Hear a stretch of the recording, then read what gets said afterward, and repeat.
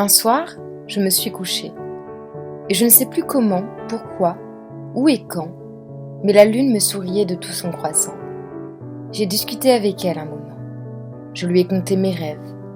Je voulais être super forte. Je voulais être aussi élégante que ma mère et aussi grande que mon père. Je voulais pouvoir traverser les murs, être invisible pour être une super espionne. Je voulais parler aux animaux pour que mon chat me réponde enfin. Et surtout, je voulais être la reine de tout l'univers. La lune s'est alors approchée de moi, tout doucement.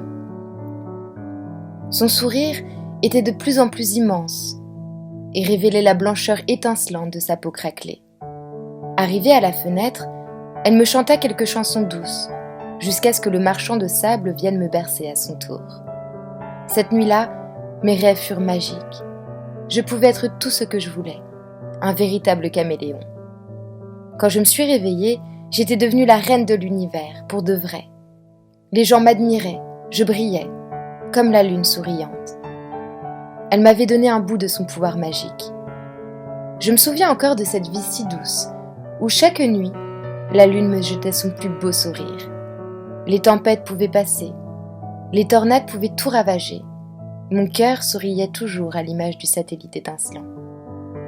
La cour de récréation pouvait se transformer en nuage violet sur lequel je pouvais voler au-dessus des avions et parler à mes amis les bêtes. Ma chambre se transformait en un immense château où je pouvais repeindre le monde.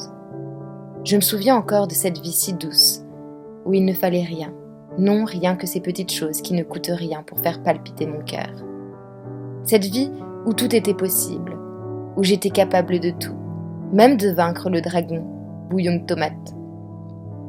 Un soir, je me suis couchée, et je ne sais plus comment, pourquoi, où et quand, mais je n'ai pas parlé à la lune avant de me coucher. J'ai sauté dans mon lit, et mon sommeil fut agité. Le marchand de sable n'était pas là pour me bercer, lui non plus.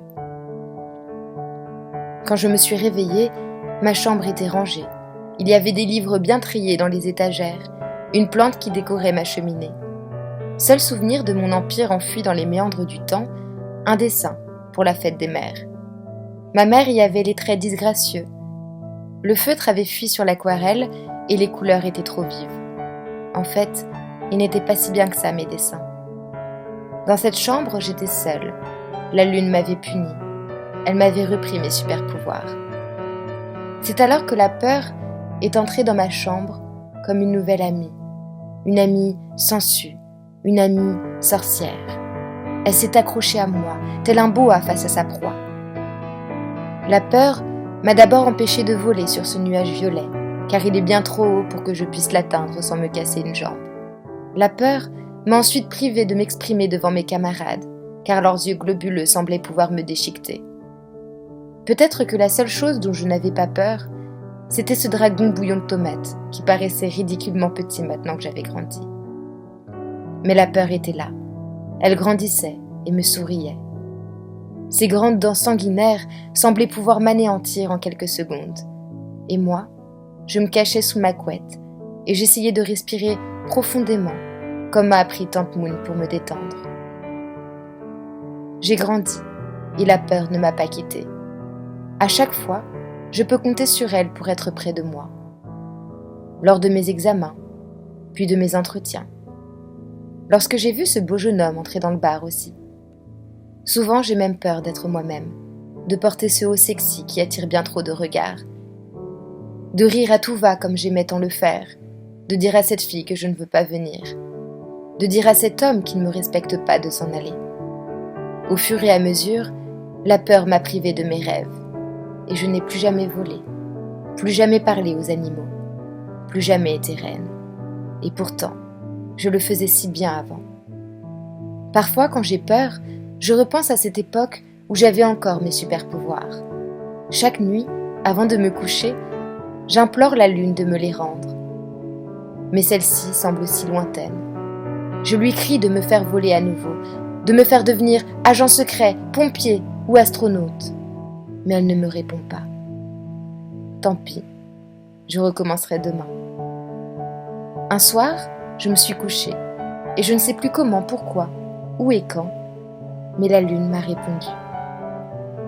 Elle est venue tout doucement vers moi, Elle m'a frotté les cheveux et m'a souri. Puis, elle m'a tendu un petit flacon de poudre magique.